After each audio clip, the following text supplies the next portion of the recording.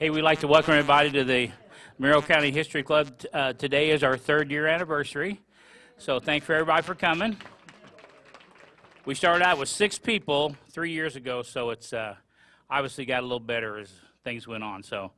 And we want to thank everybody for coming here, and also all the presenters that are here and that have helped us out along the road here. So just want to mention next month on March 29th, which is, we always do it the last Tuesday of every month. We're going to have some more pictures from the HT that have been scanned in their basement. I started out doing a little bit of it. I haven't done it for a while, but Michael and several other people have taken care of the things. And also, I got to approach the First United Methodist Church and got some nice photos from like when the fire happened in 1937, and there's a home video of that fire, and so we'll show that next month along with the HT photos. Yeah, Skip will give that first, and then Derek Ritchie and I will show the 3rd rendition of the HT photos we've done. People have liked this before, and some of these, they'll start around the late 50s and go up to the late 60s, and it's just kind of fun to look at them because a lot of them we have no identification on, and people like you guys can help us tell where these were taken, what they were taken of. So it's gone over well before. I think people will like it again. Also, we need to thank the Legion for being really great hosts here again. Loretta and Julie,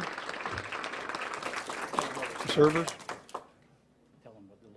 Oh yeah, we started in a little room in the basement of the library.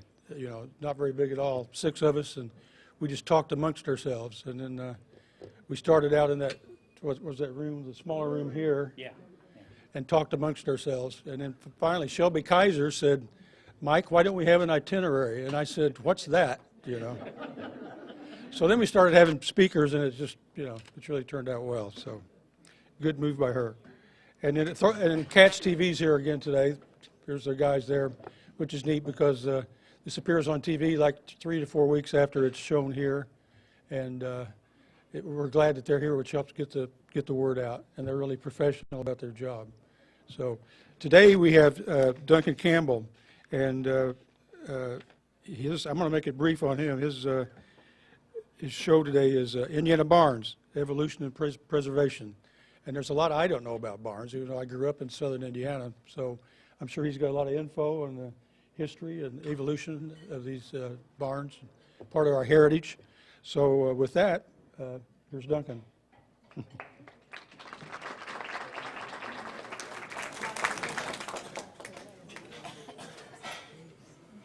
Thanks so much for having me. Can you hear me? That's because this isn't on. Is this on? It's on. Okay, I'll try to stay close. Is that better? I have a few things that you can have if you want them. This is a brochure from the Indiana Barn Foundation, which is a new organization statewide in Indiana, organized to preserve heritage barns. And you can join it, you can give them all your money, you can leave them your house, you can do whatever you want. But it's mostly just for your information, because if you are interested in this, they do barn tours statewide every year. The objective of this organization is actually to build a foundation so that they can help people keep their barns repaired. Because as you know, if a barn loses its roof, it's pretty much gone, and I'm sure you've all seen that barn. And this is a good, no offense, age group for talking about old barns. Don't see too many teenagers out there. So you at least are familiar with what I'm going to talk about. Sometimes you talk about barns with a grade school group, and they just kind of shake their head. I also want to do a pitch for Marcia Moore's book called Indiana Barns. This is it's really a coffee table type book, but Indiana University Press did it, and I wrote the introduction to it. And when they asked about doing this, I used to do book reviews for the IU Press sometimes, and I said, well, what do you want me to write, you know? And they said, well, we need an introduction, you know, talk about barns and what color they are and stuff. And I said, well, how about if we talk about where they came from and what their styles are and why they look the way they look and how they were used. They were like, well, it's really a picture book, you know. And I'm like, well, just in the introduction, and then I could do captions for the pictures. And they said, oh, you mean like red barn, white barn, blue barn? Well, we did talk them into doing it more than that. So the introduction sort of talks about how barns evolve, which is what I'm going to talk about today. And it also, the captions sort of literally tried to describe the barn, if not always by style, at least by origin. English barn, Dutch barn, Pennsylvania barn, and so on. So, and also I have, this book's available through IU Press. I don't sell copies of it, but it's about $25, or I think now you can get the paperback for $18. And then I also have my notes, which I have copies of, and you can have a copy of them when I'm done. I learned from teaching that if I give my notes out before I start, the students got up and left the room and took the notes with them. So I'm not going to give them to you until I'm done. I just want to talk for a second about the sort of concept that I'm working with on this show. These pictures are all taken from Marcia's book. Not quite all of them. Most of them are. And I started doing this first at Indiana University's lifelong learning course, and then we did some barn tours associated with the class. And then now that I'm with the Barn Foundation, they've kind of got me stumping around the state doing these kinds of promotion speeches. So we kind of evolved this to just be very basically informative and not sort of over academic. But what you need to understand about barn, the reason I say evolution and preservation is because barns are an evolving form. And as you know, the barns built today are essentially pole barns. They're structureless on the inside, so you can drive a great big combine into them. You can feed 100 cattle in them. They basically are multi-use buildings that are metal-sided and metal-roofed and probably will last close to forever. And they've essentially replaced the wooden barn. And the reason for that is because the wooden barn, as we've seen it evolve, is really no longer very practical for modern farming technology. So farming has changed, the users have changed, and clearly most of us now in this country are urban dwellers. And you know, as late as 1920, something like 94% of all Americans were still living in a rural location. So that's the big change. And so a lot of our farmland we're now living on our farmland in apartment buildings, right? So the loss of barns has been, I mean, it's understandable, but I mean, it's tragic, but it's understandable. And the way barns evolve is, let's just go back to the settlement period for a minute, where the earliest Anglo-Saxon settlement is starting to happen out of England, Scotland, Ireland, and then the Germanic and some Eastern European, but the very early settlement is primarily Western European and settles on the East Coast. But there are many, many traditions that come in more or less at the same time, including some Spanish tradition. So imagine all these people coming from different traditions, bringing their construction traditions with them, the things they know about how to build, and most of them are farmers. So they're bringing their barns, okay? And we have typologies here today that basically are those barns recreated in somewhat different image. Well, that image of the farmer changes as time goes by, and one of the most interesting things that happens is that the English farmer meets the Dutch farmer, meets the German farmer, meets the Czechoslovakian farmer, and these traditions start to blend, okay? So just the way clothing changes and habits change and education changes and all these things change, barns are a symbol to a large extent of this life that we've evolved in this particular place. And so just the way barns are built today it represents those changes. The barns that were built then represented those changes. And remember, people are migrating west. So as generations change and they move west, they bring those traditions with them. A lot of those traditions stay very intact. And if you imagine, some of you may have your great-great-grandmother's apple pie recipe, right? Some things we just keep, and some things we don't, but we let go pretty with some difficulty. So a lot of forms that you see right up into, say, the 1920s and 30s for the wooden barn form are very, very similar to the ones that were brought from the mother country, which is good in a way. But in order to sort of see that form, the reason that I do this lecture is because it helps to see that form if you see lots of examples of how they've changed. And that is very, very difficult today to find a barn, a wooden barn, that is original to its form as it came in the settlement period. That's very rare because as different generations have used them, they've changed them. If you had to get a tractor through a door that was only big enough for a wagon, guess what? You made a bigger door. All right. So, as an example, this first slide shows up in the upper left-hand corner a pretty close example of what an original English threshing barn would look like. They're also referred to as three-bay barns. That barn would have come. That barn is almost exactly the way they would have come directly from England in 1600.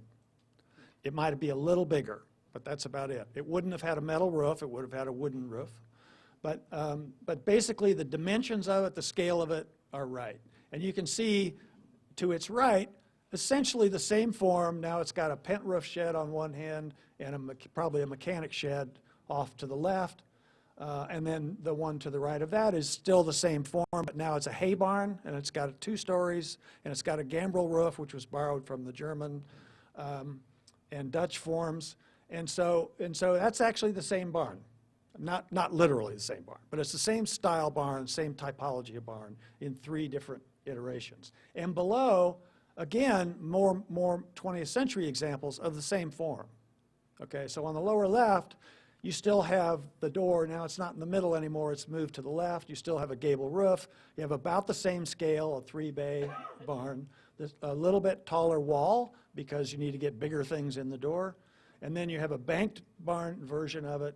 And then you have what's called a basement or a hay barn version of it on the right. What these 6 barns have in common is that they all enter from the transverse side. They all have their main door on the long side of the building. That has not changed in hundreds of years. I will show you in a minute a barn that enters from the end and explain why that suddenly changed. But the tradition that used the English threshing barn continues to build buildings like this. I know someone who built a building in Greene County about 4 years ago that looks almost exactly like an English threshing barn, and I said, "Where did you get that design?" And he said, "There's one down the road just like it." You know, so these forms are fairly static even though they've changed. So what changes them are, one, the origins of settlement, where the people came from, and the traditions and skills they brought with them. So were they woodworkers? Were they masons? You know, what kinds of, and then also the materials that they had at hand. So you might have come from a place where there wasn't very much good stone and settled in a place where there was.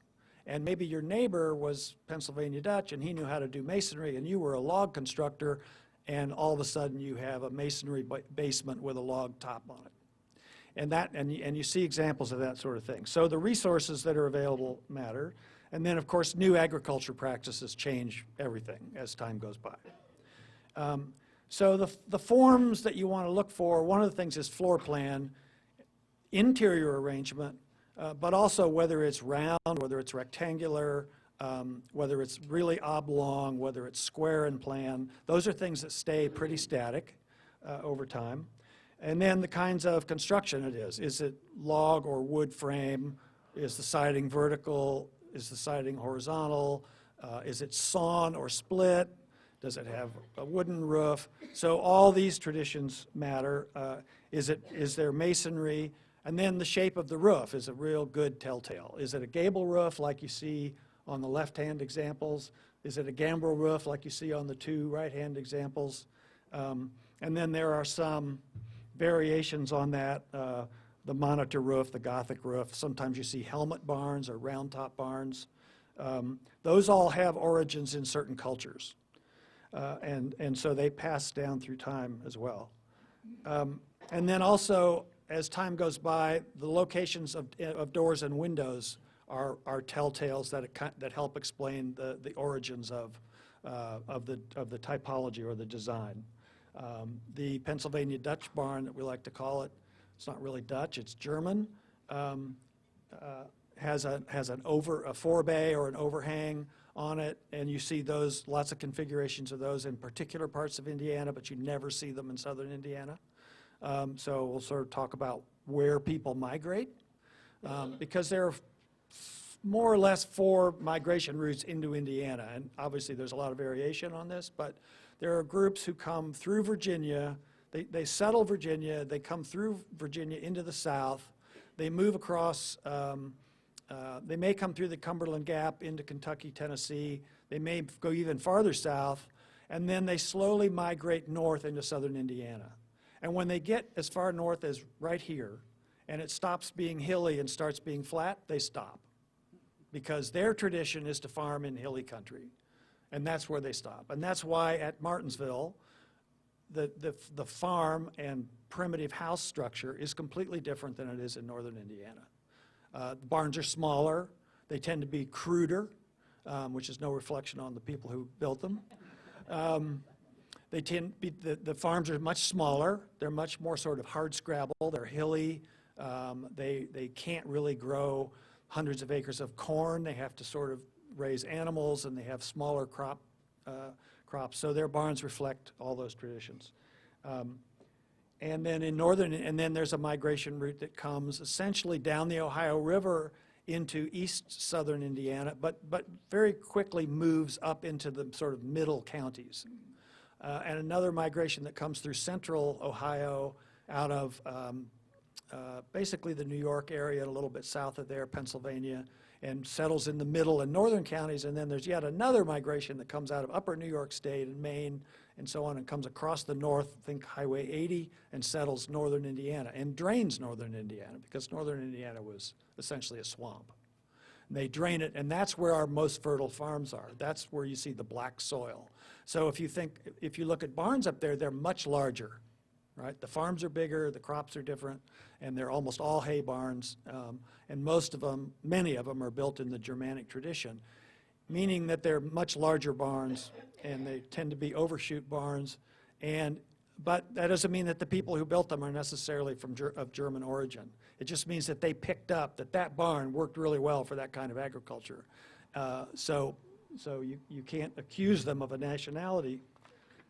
In particular, by the time the 19th and 20th century rolls around, we've got several generations of farmers, so these things have changed and settled in.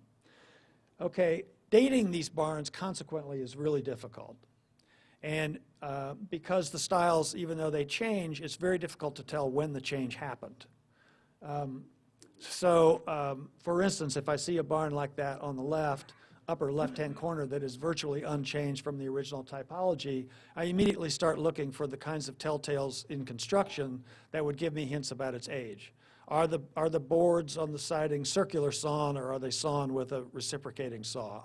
Now, reciprocating saws stopped being used about 1845. So if you have vertical saw marks on a board, it's a reciprocating saw. If you have something that looks at all arced, it's a circular saw. So that's a pretty important breaking point. Now, stay with me, because before 1845, it's pretty hard to find a barn, because most of them have just deteriorated and are gone. But that's a way to date them from the materials. And you can actually carbon date materials if you want to go to the expense. And there's a man at Hanover who, if you send him a piece of your barn beam, will carbon date it for you and tell you exactly how old that tree is. And then there are roof forms, and obviously all kinds of other materials, frame detailing, the nails themselves and what they look like, whether it's put together with peg pins or nails. I worked on a barn down near Paoli years ago. That was a very primitive, large primitive frame barn, meaning big timber frames, but the whole thing was nailed together. It was the only one I'd ever seen where they actually nailed these huge 10-inch square beams together. And you imagine the nails. And I couldn't figure it out. We were talking to a neighbor, and he goes, "Oh yeah, that's built by so-and-so in 1907. And I said, well, what did he do? He said, oh, he built railroad trestles. Well, that's the way they built railroad trestles, with nails. And so that's the way he built this barn. And we had to take a lot of it apart. It was very difficult to do. So things like nail styles, you can date what's called dendrology. And then style changes or variations in styles, whether the overshoot, the overbay is really deep or whether it's supported or not and so on. And I'm going to stop talking about this in a second and show you lots of different examples of what I've been talking about.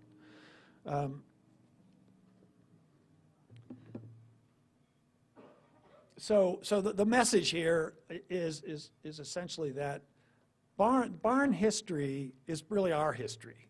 And if you sort of question your own roots or where your family's traditions came from, and you can look back at the family farm or the farm before that, you can start to identify, the practices and things even without a family tree by looking at the buildings that you're heir to.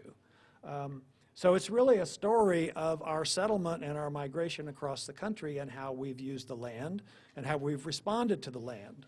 We may have, my ancestors came from Scotland. It was pretty hard-scrabble farming. Matter of fact, it was more about raising horses than it was about farming, because you can't really farm rocks, So, when my great-grandfather came to this country, he brought horses to sell, and then when he sold the horses, over a period of time going back and forth, selling horses, he bought land with the money for each of his sons in that real fertile belt around Chicago, because they came down the St. Lawrence Seaway on a ship, and they traded their horses right off the dock, and they bought the closest available farmland, and he set all of his sons up. Well, none of them really knew how to farm fertile land. But they knew a lot about horses. So three of them that I know of became horse breeders. They had farms, but they raised horses because that was what they knew about. So barns are, in other words, a clue to where you came from and where we all came from, and also who our neighbors were, because we all shared these technologies together. So here's that first barn, in English, what's called a 3-bay barn. The door is in the middle. If I can see if I can work this thing. There you go, right there. This is one bay. Usually you can see the bay by a window, or there's usually some form, but it really just means a section through. So here's one bay here, then there's the door, which is the second bay, and then the third bay on the other side. In this case, symmetrical. And this door goes through from the long side, goes all the way through. So the idea about how this barn was used is it was used for threshing wheat. It wasn't used for animals. So you opened the doors, you drove your wagon in, you had a wood floor, and you dumped your wheat, and then you used some kind of a stick or brush, to beat on the stick, and you would winnow out the grain, and right there on the floor, and then you would scoop it up and put it into the bays on either side, and they were sealed rooms, and they were sealed so you could keep the rats out, basically. So now if you go in, I own a barn like this on my property. The interior is completely gone, but you can see that it was at one time, that's what they were doing, threshing wheat there. And then, somebody else bought it, and they started using it in different ways, and pretty soon they started cutting the beams out and making bigger doors and so on. But that's pretty close to what those barns look like originally. They're one story. They don't really have a hay mow. That's open inside, because they weren't storing hay. Right? They're storing grain. It's hard to find, and this one has a new foundation. You can see where they put a foundation. Usually they're just on stone piers, these barns. Vertically sided, and sometimes they'll have a person door at one end, but usually this is the only way in. And here's pretty much the same barn a little bit later. You can see the opening in the middle again, three symmetric bays, one story, and then here somebody has built a shed side, probably a machine shed. This is probably where they kept the tractor, right? Or maybe they kept the wagons there. In the original form, the wagons are kept in the drive-through, and there's no place for horses. The horses were kept outside. But later you start to see shed additions on these barns, which are almost always mechanical sheds.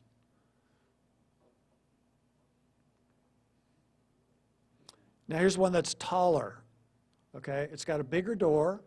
It's got still doesn't really have a loft. It's got ventilation, which is also an indicator of a more modern barn, because I'll talk about scientific farming at a certain point. But by about 1870, there starts to be a science of agriculture. Purdue University, other universities, the land-grant colleges start to develop agricultural science, and they start to be able to tell farmers, like, you know, you really don't want to keep all those cattle in the low of your barn and not ventilate the barn. They'll all die of methane poisoning, you know. So you start to see ventilation in barns for the first time around 1870. If that's my phone, I apologize. I don't know, must be somebody else. And then on the end, there's a pent roof, that's called a pentis, P-E-N-T-I-C-E, pentis roof, which basically means an unsupported shed roof. And those are built mostly because those are locations where people were doing something outside the barn where they needed some shelter. Maybe they were just putting corn through a grinder or shoeing a horse or something. But they're very shallow roofs. They're intended to keep off rain. And they're usually surround a door or some kind of location where people came and went. And they're common on barns, but you don't see them on the very early barns. And then this shape right here, this shape is a gable, and this shape is what's called a broken gable. And you'll see that on barns where there have been shed additions, again, usually for mechanics, but sometimes the farm grew and they needed another place to keep the wagons, essentially. But these are low-rise additions with low headroom. They usually have cross rafters in them, so usually you'll bump your head in them. But anyway, this is the same kind of barn, an English threshing barn, probably not used for animals or hay storage. And here's another variation, more ventilation on the end. They may have had an upper floor in this one, a higher wall. You see a 10 or 12-foot wall instead of the low one in the early examples. And now the door's been moved to one end. Who knows why? That's where they needed it. Maybe it's closer to the road. Maybe that was handy. They didn't want to drive all the way across the mud to put their wagon in. And then this is actually, these doors slide. So the early doors, all the doors are wing doors. They open like this. They don't have these sliding hardware. These are all additions. I would say this barn could be as late as 1920. Okay, and it could be as early as 1860. So without looking at the nails, for instance, you probably couldn't tell. And again, this is a northern Indiana example with these fancy, what are called verge boards or barge boards. And this is something that happens during the Victorian period, where people start to use decorative trim. And you remember from Victorian houses that you see this on the houses, spool work and so on. They start to do it on barns too.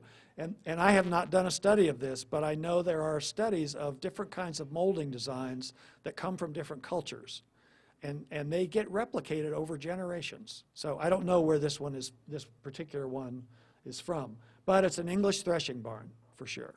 So it's probably in that tradition, or maybe the design work is the decorative work is a German tradition, and an Englishman lived next to a German. I mean, there's just really no way to tell.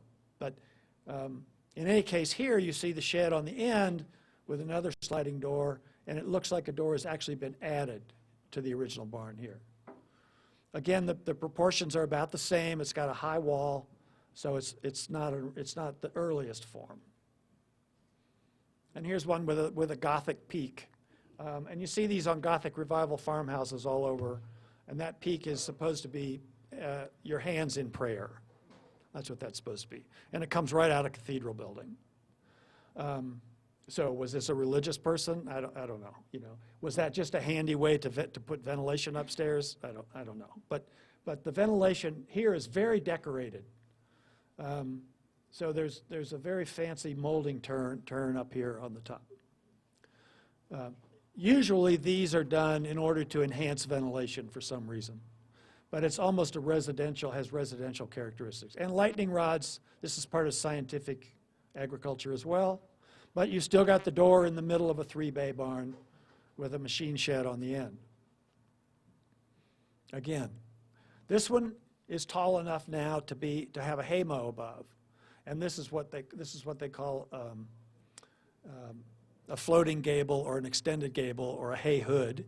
And that's meant to shelter when you're putting hay in this big hay door. But now this is a full 2-story barn, but it's exactly the same as the first English threshing barn I showed you in terms of how the floor plan has worked and what the configuration is.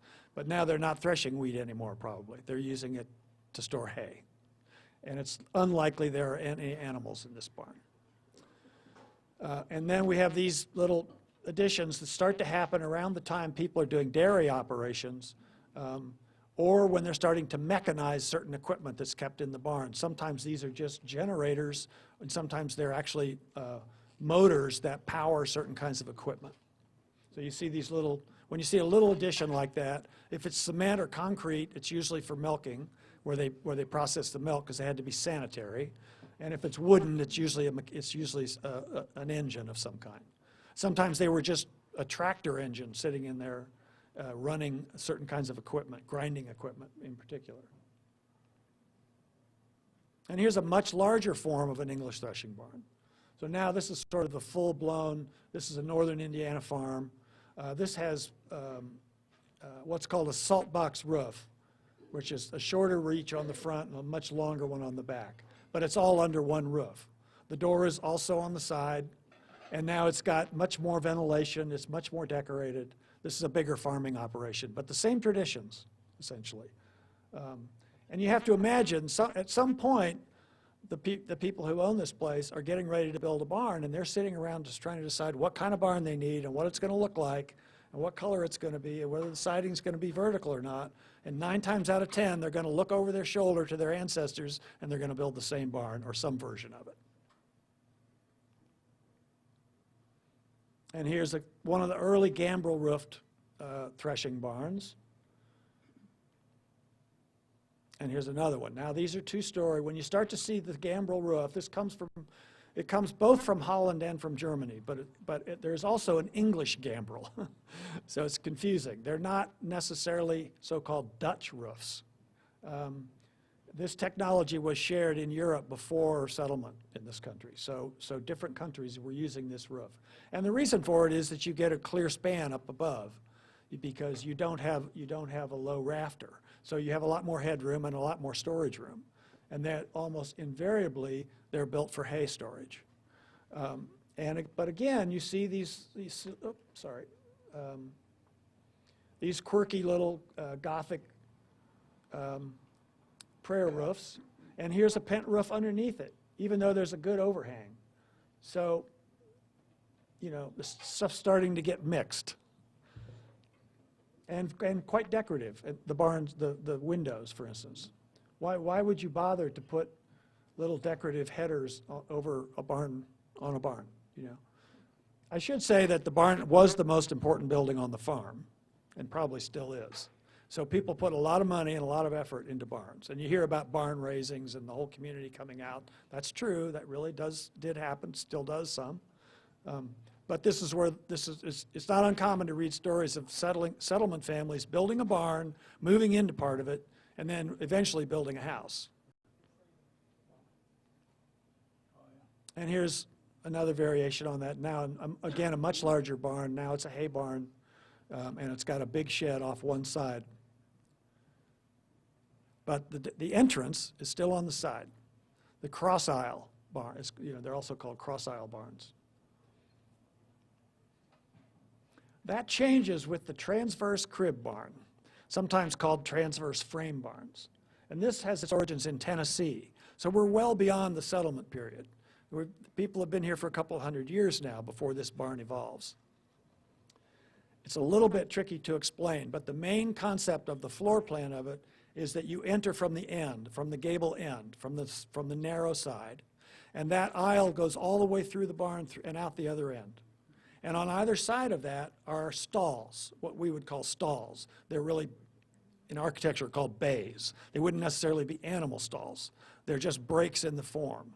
And so when you build it, you build a frame of timber called a bent, and every so many feet, usually 12 to 14 feet, you have another bent, and then those are all tied together, and the roof sits on top. It's a bunch of H-shaped structures. And if you've been in a barn, a timber barn especially, you'll know what I'm talking about. The reason it's called a transverse crib barn is because these originate as log cribs. And a crib is a barn that is used for storing or drying a grain or corn. And so you see small slat-sided buildings that are called cribs, and that's where people dried their corn. And this originates in Tennessee, we're pretty sure, with a single log square structure. And then as that structure gets improved upon, somebody builds another one just like it next to it, but that they leave a space between it. So now you have 2 cribs with an aisle between them. As time goes by, that turns into 4 cribs. Now you have an aisle going one way and an aisle going the other way, right, between these 4 cribs. You with me? And then they go, wait a minute, we don't need 2 aisles. So they eliminate one of the aisles, and they have an aisle that goes all the way through the length of the barn. And if you understand, if you're doing this, you build a single crib, and then you make some money, and you build another crib next to it, and you put the roof over that, and then you build another one and another one. Pretty soon you've got 6 cribs, three on each side, and you've got a central aisle. And this was a way that farmers could evolve their structure without having to build a new building. And enlarge their capacity to hold their grain or dry their grain. So originally these were cribs, and then they become multi-use barns. And this happens in the Midwest, in Tennessee, as early as the 1790s. There is, not far from here on Fairfax Road, a double crib log barn that is probably dates to before the Civil War. And it's been improved, and they've got a roof over the whole thing, and they've added additions here and there. But it's as primitive a form as you'll find, and probably its origins date to the mid-1700s. It's the only one in Indiana I've ever seen. There are some other ones in the southwest quadrant of Indiana, and that was largely settled by people moving up through the Tennessee Valley into southern Indiana. So they found this form on their way from Alabama, and they adapted it for their farms. And log barns are rare anywhere because they deteriorated. So it's very unusual to find a log barn that's intact anymore. There's another one out in Indian Creek Township. There's a log bank barn that's tiny. It's about 12 by 16 that's still standing along the road. That's probably been there for 200 years. So anyway, the transverse crib has the main door on the gable end. And I'm not going to spend as much time with each example, but I'm going to give you an idea of how they evolved. This one, it actually has a granary on it, and this is actually slat-sided, horizontal slats. So this is literally a crib. This is used for storing corn, but it's barn size. So this person had a lot of corn. You can see the open slats here, and here, and it's the transverse form. Again, with a broken gable roof. Fairly early form. That's probably late 1800s. Sometimes these had hay in them, and sometimes they didn't. They're almost all gable roof, and you'll see some later that are not. But the early ones are pretty much all gable roof. People don't start growing hay and storing it in bales until they're raising cattle. They're not making hay bales for themselves, right? That's feed for the animals. So if they don't have a husbandry operation, they're not storing hay. They're mostly growing food to sell or eat, which is wheat. And that's why you would need the English barn as opposed to a big hay barn.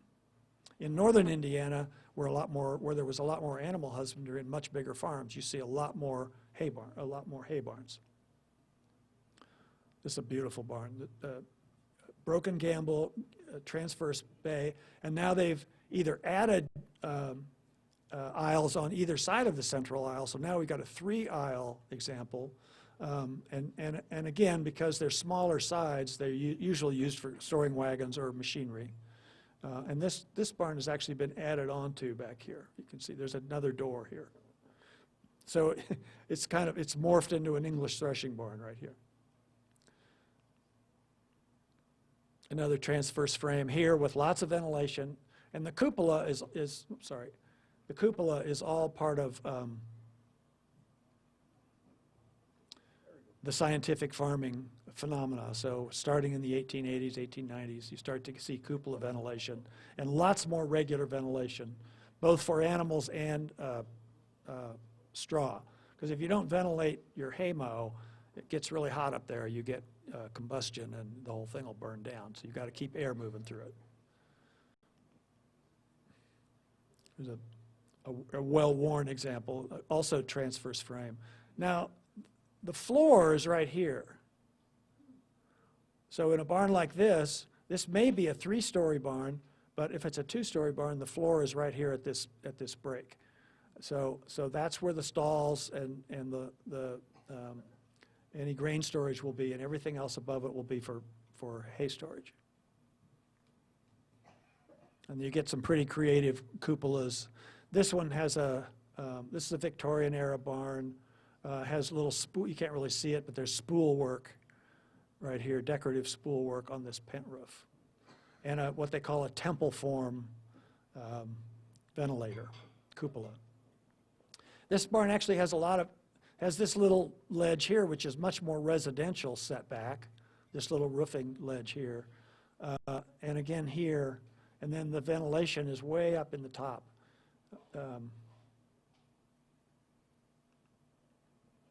And here's one of the few in Indiana anyway, masonry barns, all masonry barns. Again, transverse frame form, lots of ventilation. The door is probably not the original door, it probably had wing doors.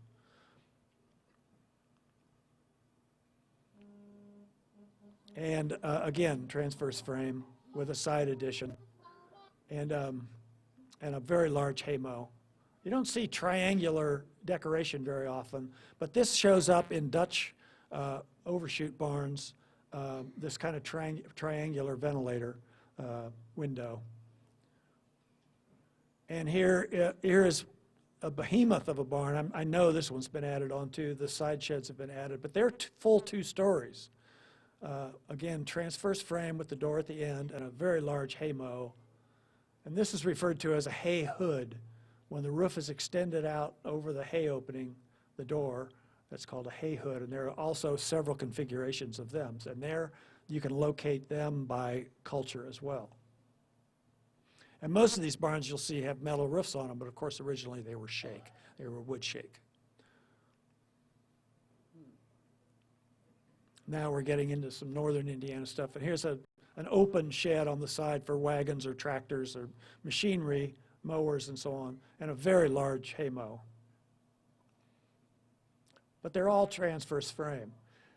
These you will almost never see. This is the only one I know of in Indiana, and there's another slight variation, known as a Dutch barn. In Holland, they built a barn that the framing was done differently than the way we traditionally have done it. It's a little complicated to explain. I don't have a diagram of it. But what happened was it generated a very steep roof, a very low side. So it's maybe a 7 or 8 foot wall, and then a very steep roof. And they were general purpose barns. They had several bays in them. They all entered from one end, like the transverse frame. This one has either been covered, had the entrance covered by that shed on the right, or this was added and covered it. But there is now an entrance right here. But this is actually what a Dutch barn looks like if you take off this shed. Notice the basketball hoop. That occurs a lot too. If you take these sheds off, that's what a Dutch barn looks like. And there was very little Dutch settlement specifically in Indiana. There was obviously a lot in New York State and around on the East Coast. So this has migrated into northern Indiana. Like I said, it's the only one I've ever seen. And here's a variation on it with a broken gable roof, but it's very similar. And this is also transverse with the entrance on the end, but there's no center aisle on this barn.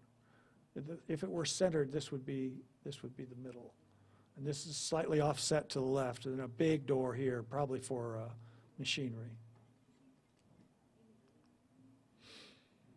Okay, so these are not common at all in southern Indiana. You rarely see one. As a matter of fact, anywhere south of Indiana. But they're very common in northern Indiana.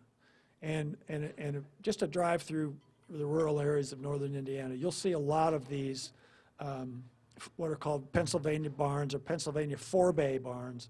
And the four-bay is this overhang. And sometimes it's supported. This looks like there might be a wall support at the end, and sometimes they're not.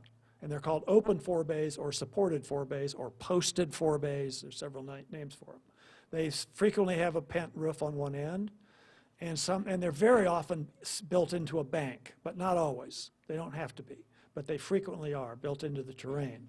What that allows is to be able to enter the upper part from the hill and enter the lower part from the change in elevation. In these barns, animals are typically kept in the bottom, in what they call the low, and a lot of times you'll see stone foundations on these barns. And then the hay and machinery and granary and grains are kept in the upper part, which has a very diverse floor plan. It can be used for lots of things. And to a fault, they have doors on both sides. Like the English threshing barn, they have gate doors, and they'll have the same doors on the other side, even though there's no apparent way you can get to this door. So, you know, obviously they're backing a wagon under that or something in order to load it or unload it from that door. But I've never seen one that didn't have the doors on the high side as well as the low side. So maybe it's just for ventilation. This is a pretty typical example with a gable roof. Here's a very old one, with a very big forebay. That's probably 6 or 8 feet deep. I haven't actually seen this barn. One of the problems with the forebay is that gravity slowly starts to pull it down. So frequently you'll see posts under it just to hold it up. And sometimes you'll see, I think I have an example of a forebay that's actually been added to the building where the roof pitch changes. Almost always these sheds have been added.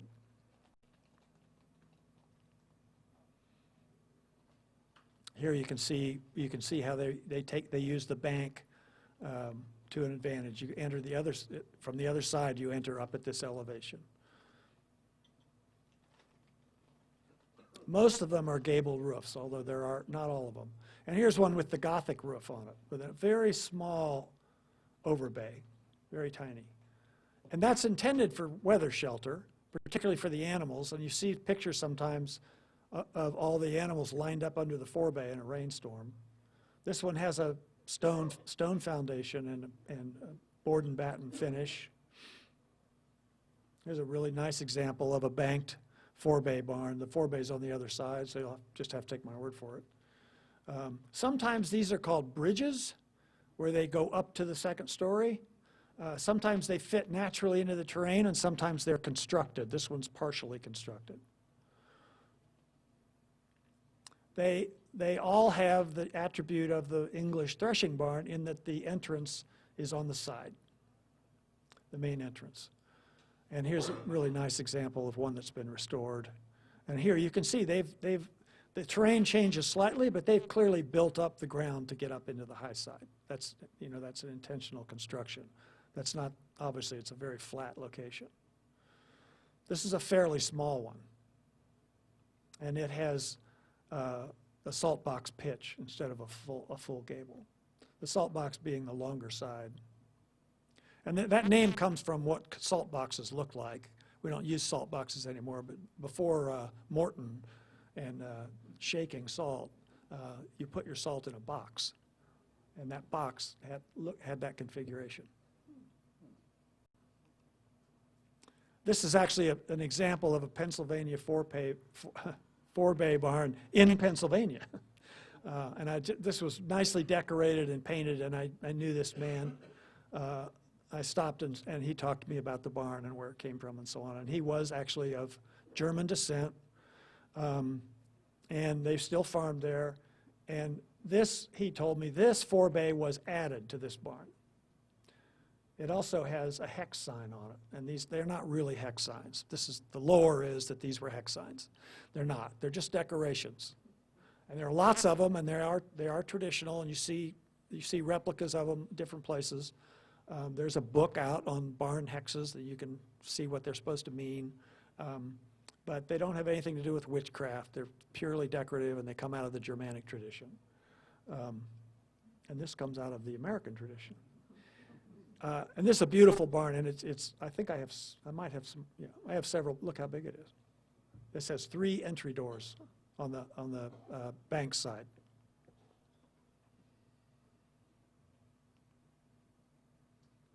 And here's one that's a 4-bay barn, but the owner didn't seem to realize that it was, so he put an addition on the 4-bay side. So, I mean, I guess that makes sense, but here's the tractor, and this is obviously added later, but the 4-bay has now become kind of an aisle through. Again, a banked example of a transverse frame. Now, this is not an overshoot barn or 4-bay barn. This is, and you get, the banked barn comes out of the German tradition, Austrian, Czechoslovakian, what would now be Serbian, and you see it in lots of those barns, and I know in Austria it was done mostly because there aren't any level places of ground. So you could take advantage of elevation changes in the hillside by building your barn this way. But it evolves quickly. It seems to become very practical for a lot of people because you see them all over northern Indiana, and sometimes they're in a natural hill and sometimes they're not. But it made sense to keep the animals underneath, and there's usually a masonry foundation, and then have a cleaner, more ventilated place upstairs for whatever you wanted it for, as well as hay storage. And here, obviously, they were, anytime you see that kind of configuration of a hay hood, you know that they're storing hay. This is a really beautiful. This is one of the few I've seen that has horizontal siding. That's very uncommon. I don't really know why, except that if you were making more primitive forms, horizontal clapboard has to be rived or split or shaped in a saw, and it's more expensive by a long shot than a plank that you can saw out of a log yourself. And so this is a very decorated, probably very expensive, what's known as a bridged barn, where the bridge is actually built up to the second story. It's not in the natural terrain, and very decorative louvers. So they were drying something in this barn where they wouldn't have needed all that ventilation. And here's another one. This is what we call a monitor roof. It's a gable above a gable, essentially. And that's used for ventilation, and sometimes where they do a lot of grain preparation, they use monitor roofs. But again, it's a bank form. The entrance is on the side, but not a Dutch form. This is what I mean when I was talking about variations, because they're endless. And another example of a bank barn. This looks more like it was built into the natural hill. And if you see things like concrete block, you don't start to see concrete block in construction until the very early teens of the 20th century. And you could buy a concrete block machine and make your own blocks one at a time. And some people did that. But they're not commercially available until 1910 or so. And so either when you see a barn like this, it's either built on top of new block or the block has replaced another basement.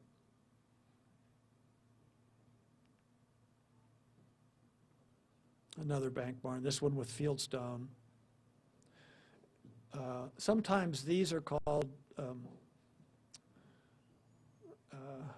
porches, these little extensions. And here's another salt box form with a masonry foundation, again, horizontal siding and these beautiful louvers. And then up above, it's shingled. So this is probably dates to the Victorian period. And then The Wisconsin livestock barn, this was generated, this form, by scientific agriculture. So you start to see this about early 1900s, and this was the scientist's barn. This was the barn that if you wanted to have the healthiest animals and the best kept hay, this was the barn you built. They were primarily dairy barns, so if you weren't milking cows, you probably didn't build this barn. And the windows are all stalls. So each animal had its own source of light and ventilation. That's scientific. The upper ventilation, this ventilation is for the upper floor. And then cupolas, which are wind generated, so they're constantly sucking air out of the barn, methane in particular, from the animals. This one actually has a transverse entrance as well as a side gable entrance. Hay hood. This is a very, very good example of that form. Here's another one with what's called a helmet roof. I think this one's near Paoli, or I'm sorry, near French Lick. You go by it on your way to French Lick. Here's the same basic form, but it's not quite right. It's not long enough. It's too tall for its length, but it has the animal windows for the stalls, for the ventilation, and lots of ventilation above in almost residential sort of configuration. These peak roofs, dormers, essentially. It's a very intentional design, but it sort of tried to make the best of maybe an older tradition and the new science.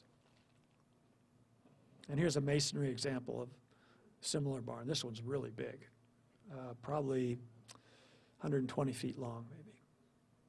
All masonry.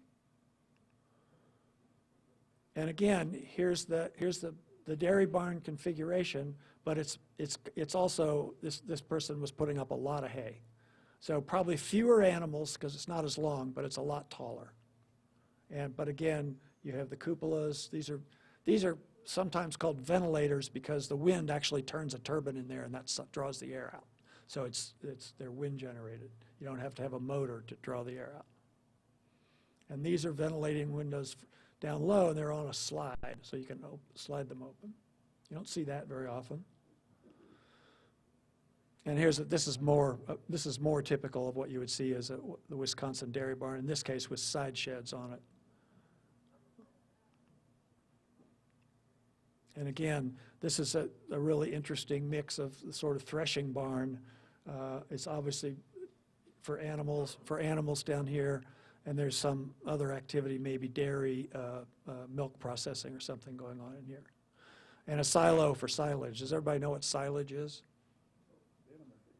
Yeah, it's animal feed. It's what's left after you take in the corn, basically. It's the green, the leaves and the shucks and all that. And they were put in these, and you can store it green in a silo. This one doesn't have a roof on it. You need a roof on it. And then they put nitrogen gas in on it to keep it from rotting, because if you just have oxygen in there, it oxygenates. And so you have to be careful. If it starts to rot or compost, you'll blow your barn up. So you had to make sure you had, and it was very tricky how you evacuated the oxygen out of once you filled it with silage, how you evacuated the oxygen and put nitrogen gas in. It's a tricky operation. And so you basically had green silage to feed all year, all summer, all winter. Nowadays, you don't really see silos. You see these big bins. They don't feed silage like they did. But this was a way, it was cheap feed. You're going to take the corn in anyway. All you had to do is pick up the remnants and store it. I'm told that this was actually used by a circus as an elephant barn. But I don't know that that's true, but it's gargantuan, so I believe it. This is a formed block, sometimes called Warsaw block, not because of Warsaw, Poland, but because of Warsaw, Indiana. In Warsaw, Indiana, there's a block factory, or has been for years, and they made preformed concrete block in all different shapes, and you see it on Victorian-era houses and early 20s houses. And in this case, it's the basement for the barn, and that's another way to date. It's meant to look like split-face limestone, but it's concrete.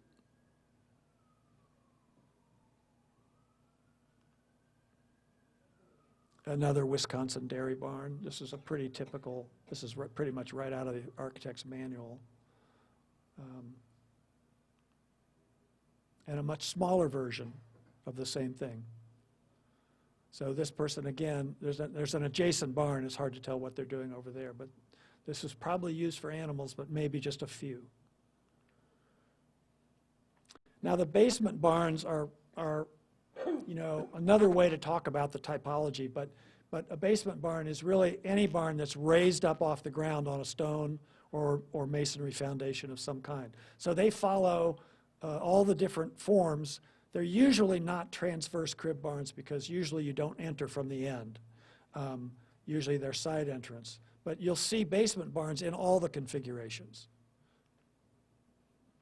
Here's one that is a ceramic block, which is imitating the Wisconsin dairy barn. This is fieldstone, a threshing barn on fieldstone, and this also has a bridge going up to it, so you could technically call this a bank barn. You start to see why I said all these sort of typologies start to blend together after a certain point. Here's a beautiful helmet roofed barn that's in the Wisconsin formation. And again, concrete block, formed concrete block, basement barn. This also has the Warsaw, Indiana formed concrete block. But the barn above could be sitting in any field. It just happens to be on a masonry foundation. And then tobacco barns. We don't have a lot of tobacco barns in Indiana because, frankly, we don't grow a lot of tobacco, at least not anymore. There used to be more of these in southern Indiana. And there is still some tobacco cropping, but nothing like it was once. But tobacco barns are always long, rectangular. They're almost always gable roof because they don't really need a hay mow. They don't need to store hay. And then they have these ventilators, which are usually pairs of siding boards that are just nailed together on a hinge, so you can open all those up to ventilate, to dry your tobacco, because it takes a lot of ventilation to dry tobacco. And this one, if you look really closely, you can actually see tobacco hanging in it. And it looks like it's a two-story barn, but usually it's all open on the inside. And they're transverse form. In other words, the aisle is down the middle, and they open on the end. They're pretty recognizable. Here's another one. This one has a little bit of an overhang on it, but they're almost always this shape. You'll see a lot of them in the Ohio Valley, along the Ohio River in Kentucky and Tennessee. And this is actually this is my opinion, but it looks to me like this was probably an early hay barn that got converted because you can see the long, well, somebody said, well, maybe just the siding fell off. Yeah, maybe. But I think that this was actually used for drying tobacco. And then decorated barns, and we saw these great pictures. Who brought those pictures? Yeah, those are wonderful. Those are really wonderful. Decorated barns, obviously, your barn had to face the road or you didn't get mail pouch interest. But there's a whole lore about this, and I don't know, maybe you know about it, but there were painters who traveled the countryside who were specialists at this, and mail pouch hired them, and then they would pay you to let you paint their logos. And mail pouch wasn't the only one. There were other tobacco companies and some of the farm implement dealers also did this, and you'll see advertisements for tractors and combines and stuff. But it's mostly happening in the 20s and 30s and 40s. So a lot of them are gone. And then it led to, well, you have a couple of Sea Rock City signs. If your barn was on a well-traveled road, chances are they'd stop by and see if they could sell you a logo. And this is a transverse frame barn. And now, of course, if you have a barn like this, people are repainting them themselves because they're iconic in themselves. There's another one. This one's got shadowed lettering on it, so a bank barn. I don't know why that one's in there. Oh, this is just to show door decoration. It's gotten to be very popular, and this really comes out of the Pennsylvania Dutch tradition, this kind of painting decoration.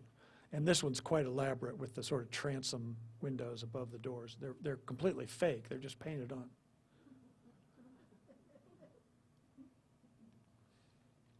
This is a really nice one. I think I showed this earlier from another angle. And that's kind of common, that round top, painting a round top on a rectangular door.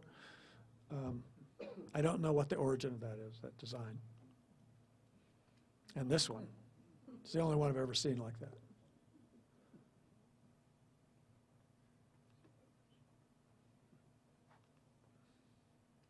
And this has beautiful cupola ventilators. This very Victorian. That's actually ironwork up on the top. What they call filigree up there. This was a well-to-do farmer. And then we have some that have just, you know, people's patriotism took over, and they've just decided to decorate their barns however they want to. And these are really, you didn't really start to see these until 1976. And then they really started proliferating. And I've seen them with the entire roof as a flag. And sometimes they're an early flag, like here's the 76 flag. And that's just a, you know, again, a threshing barn, English threshing barn. And this one was my theory is that this was a roofing contractor who had a lot of things, a lot of pieces left over. And decided to make his barn stand out. And unfortunately, it's not very well taken care of. This also has that block foundation. And this is a very old barn. I'm guessing from the form that this is this sort of tall, attenuated wall on a very small footprint. You get a lot of storage in a very small footprint. Saves materials. And this is a Victorian barn, decorated barn. And occasionally you'll see this kind of work on Victorian houses, but you rarely see it on barns. And then again, a painting trim.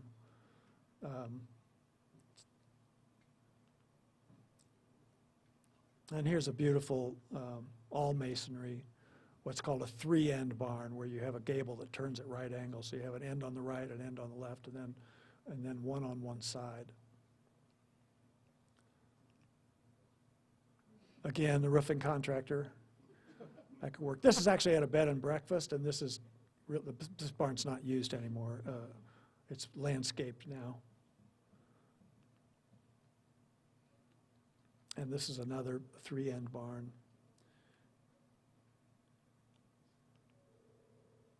Okay, so finally, the beloved round barn. Franklin King, around 1889, was a scientific farmer, and he invented the round barn. Now, there had been some polygonal houses, 8-sided houses, that were, I think the man's name was Fulton, the architectural historians. And there are a few in Indiana, but they were also evolved because they thought that it was better for you to live in a multi-sided house. And it was supposed to be easier to fit your furniture in and store things. Actually, I don't think that ended up being true. It went back to rectangles pretty quickly. But there was it was Fowler, a man named Fowler, and he was a phrenologist. A phrenologist is somebody who reads your skull, right, and tells you what kind of personality you have and when you're going to die and who you're going to marry and all that. And Fowler invented the octagon house. And they built them from around the 1830s forward, and there are several in the Midwest. I restored one up in northern Indiana. And a little bit later, the round barn comes along for a lot of the same reasons, but it was supposed to, the way they work is, if you haven't ever been in one, the stalls are all around the outside ring. So you go in them, and you go in the depth of the stall, and then there's an inner aisle that's a circle that's smaller than the full diameter. The stalls are on the outside, and then the hay mow or grain storage is up above it, and there's a collar in the middle, and you can drop the hay down through that. So the idea was the farmer could stand in the aisle and pitch hay into the stall on the other side of the aisle without having to move around a lot. And I think it actually does work that way. And they were extremely popular in this time period and a little bit later into the 1920s, and then they just disappear. Like none were built later than that. So either they were too progressive for the American farmer, and people just decided they didn't want to build round barns anymore, or they really weren't any better, or they didn't work. And when I was describing the transverse frame barn, the idea that you could keep adding onto the barn by adding onto the end, that really made a lot of sense. How are you going to add onto this? You can't build another circle. So it doesn't really, and in this case they built two smaller ones. But they were basically intended to be animal barns in their early design. And there's some really nice ones here. When they have a side like that that's flat, the reason was because it's a lot easier to build flat sliding doors than it is to build curved doors that travel on a rail around the curve. And that's called a round barn porch or a barn porch. Again, they almost always have a cupola, and they have the windows down low for the animals, so every animal has its own window. There's a lovely one with ocular windows. And these doors are actually curved. And sometimes you'll see a double pitch cone roof like that. That's the most common, but not always. Sometimes it's a full cone. That one's sort of both. This barn is lopsided, if you can't tell. It's sliding downhill or something. But sometimes you'll see that row of windows and then above, fewer of them, because that's ventilating the upstairs. They have very low ceilings, these barns. Here's a really interesting one. It's a full 2 stories. These are out of use. I mean, the last couple are not being used. This was I can't remember how they're using it now. I think they use it as an education center for school children. And this is actually octagonal, so it's not typically round barn. And some of them were multi-sided. And then sometimes you'll see a double pitch or a clear story roof, and a much more modified porch for the entryway. Again, very similar design.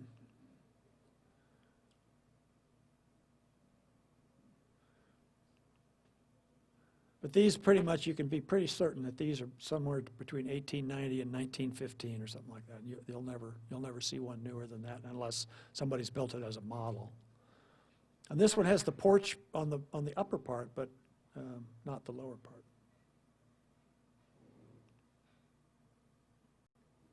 There's a little one. This one's now been restored. I've actually been in this one. The family farmhouse is just to the right. And these 2 sisters came back and reclaimed their farm. Their family had basically abandoned it, and they came back and got it back in shape, and now this is all restored. Here's a multi-sided one. This has got metal siding on it now. The multi-siding is a little easier because it's a little easier to build the roof. If you look at the framing in these barns, the round barn, the conical roof is very, very intricate. The rafter framing, very intricate and difficult to do. And this one, you have a picture of this one, yeah.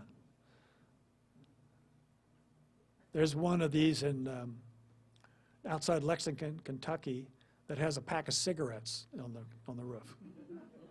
It's not a tobacco bar, just a smoker. And this one again, you see here the basement, the masonry basement, which isn't very typical for these.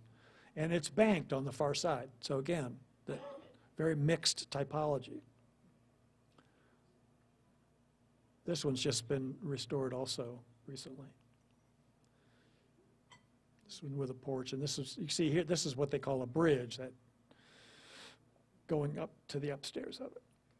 So they still have the stalls in the main wooden floor area, but they also have a basement configuration, and I don't know what they're doing in there.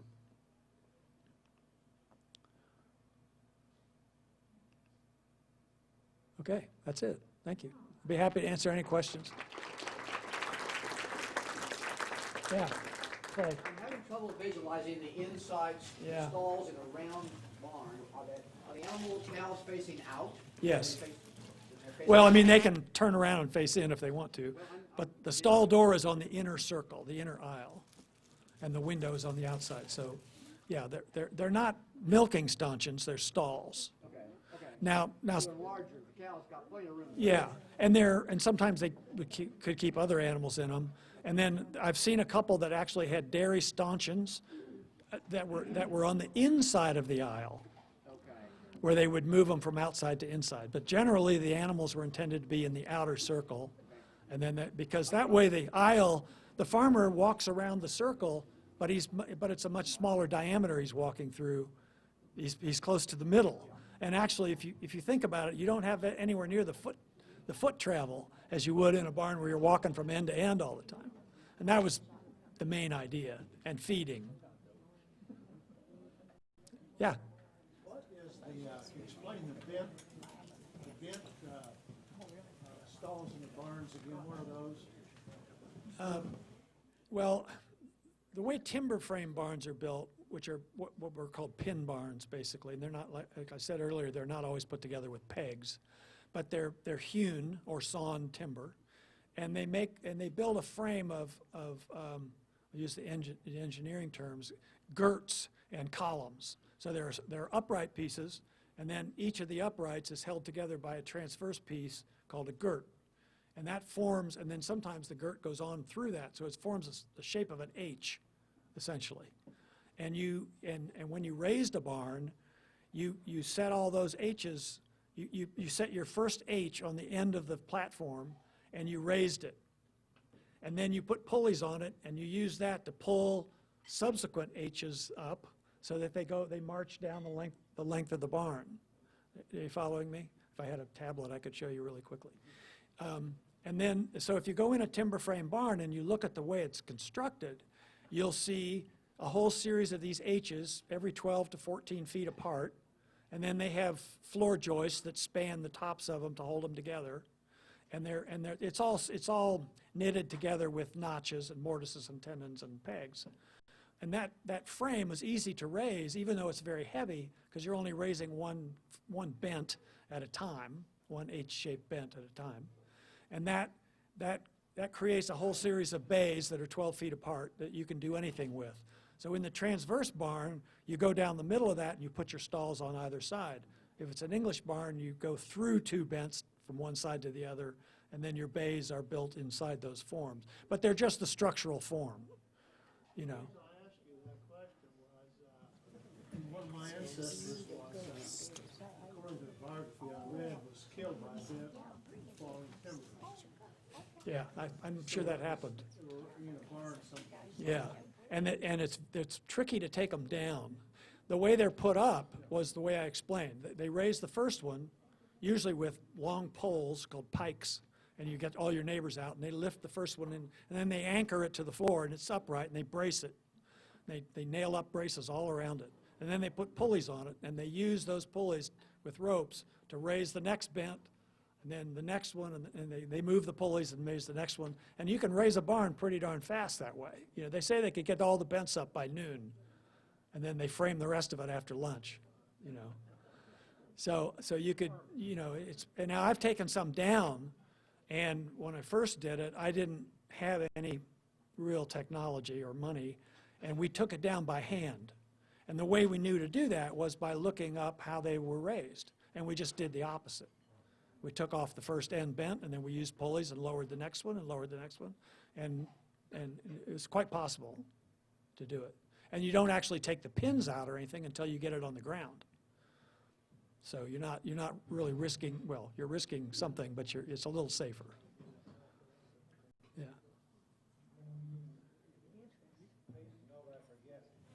Red barn paint and then green oil in the paint.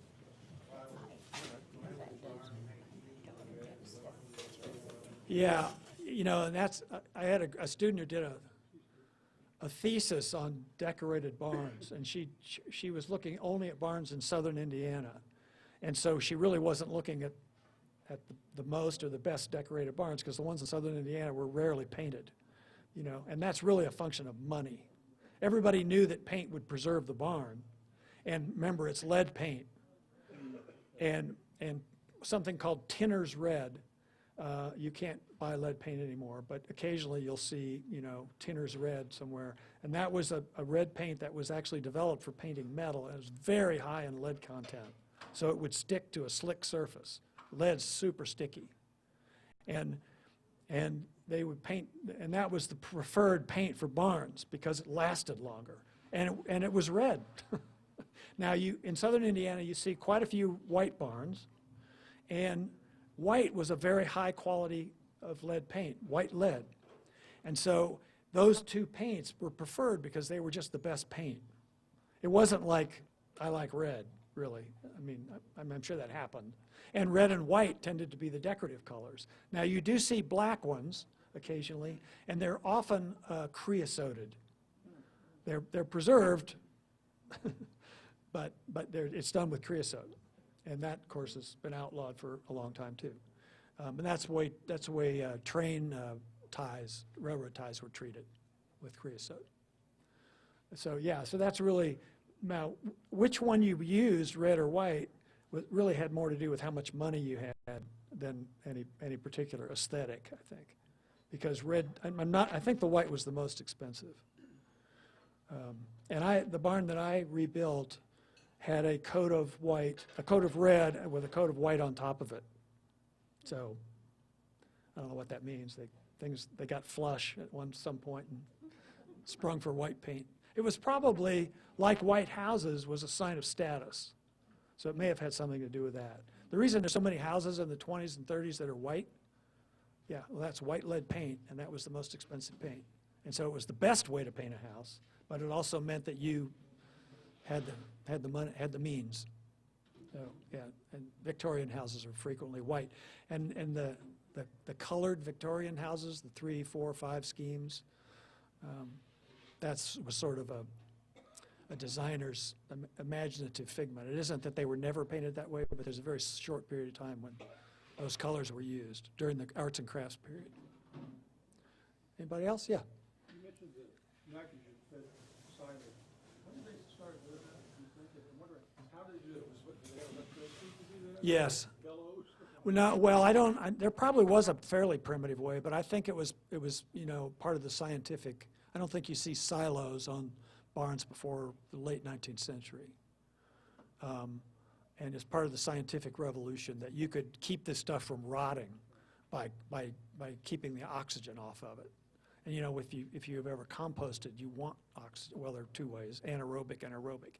But this, if you let oxygen go in there. And my dad, as a kid, my dad told me stories that when he was a kid and working on his uncle's farm, one of the things they did at the end of the season was draw the oxygen out of the silo. And after that, you couldn't go in the silo, right? And I've seen some very elaborate machinery. It's usually in the basement level of the silo for doing that. And they had tanks with oxygen in them, and the Farm Bureau would come out and fill your tanks, and then you would have to renew that periodically. But there was I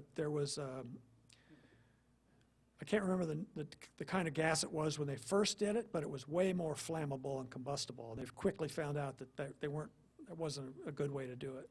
And I don't know if you know, but when you buy a bottle of wine, it's been nitrogenized. They take the oxygen off the bottle and off the tanks when they're fermenting wine, and they fill that airspace with nitrogen, and that keeps oxygen from oxidating the wine, which spoils it, turns it to vinegar. So it's the same process, but yeah. There's one barn I've seen, and we did a tour in down around Madison, and that barn had a silo and had all the machinery in the bottom of it. Yeah. Anybody else? Yeah. My dad had several barns. I think they were different vintage, but one of them, he tore it down because it was leaning, so badly. He and my husband, it wouldn't go down, first of Yeah. all. I mean, it Yeah. looked like it was, but it was, when you walked in the door to the left, there was a stairway, and they lived in that part. And remember, there's that lab that they broke with board and then plastered. Yeah. But he was told that animals, now, you're saying maybe that was just temporary until they built a regular house, right?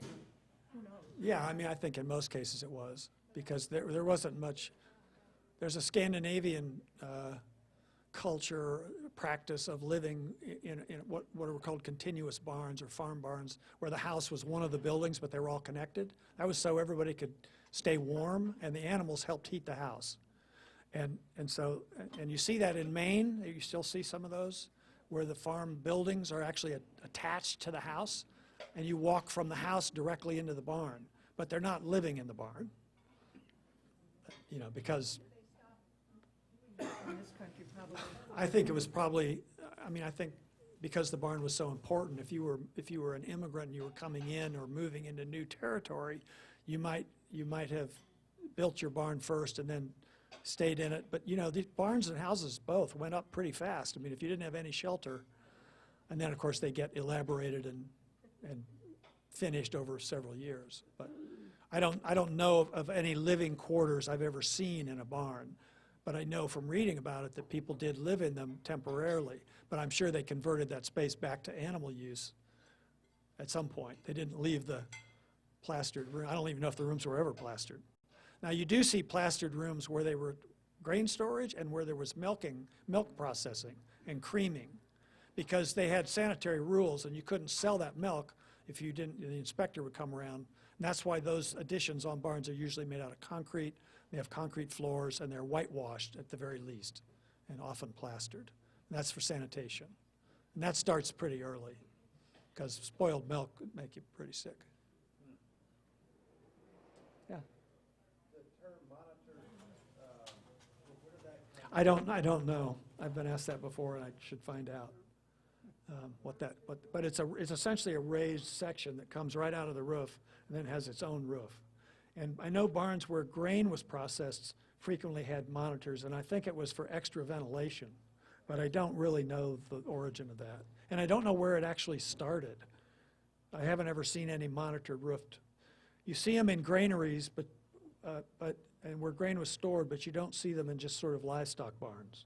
And I think in Marcia's book, there's only a couple of pictures that have monitor roofs. late 19th century? Probably 20th century.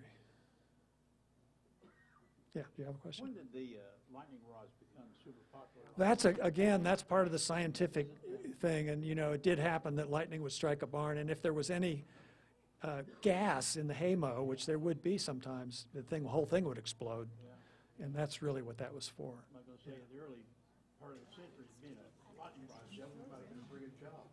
Yeah, and some of those that I showed you, they've restored them and kept them on there, and they still work. Oh, Yeah. Anybody else? See the barn sale down here, Winslow Farm? Yeah. Wasn't that a Rogers farm? It's not, No, I don't know about Winslow was. okay. Rogers was out. Oh, I know the one you mean. Now there's a bunch of suburban houses in there. Yeah, and they named them something. Well, they named that. Winslow Courts. Yeah, no, Winslow Farm. Yeah, took the barn down and named it Winslow Farm. That's the development My since. grandfather in Winslow was. Oh, okay. Yeah, that was a beautiful barn. Yeah, I saw that for years. I was sad to see that go. So just one last message. If you do have a barn that's at least 50 years old, Indiana now has a property tax benefit. And if you're not using the barn for full agricultural practice, you can abate your property taxes on your barn. And we've gotten that passed because one of the people who tear the historic barns down the most are farmers who either don't have a use for them or are caught paying property tax on buildings that they can't use. And obviously they'll tear them down. So now you don't have to tear that building down.